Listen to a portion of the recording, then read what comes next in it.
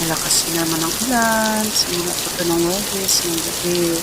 Tapos kahapon, maghapon, tapos wala na naman ngayon.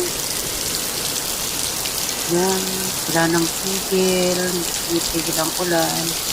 Yan po, saglit tapos uulan ulit. Tapos ayun na naman, ang lakas na naman. Sana huwag naman lumawa. Lalo na sa ibang mga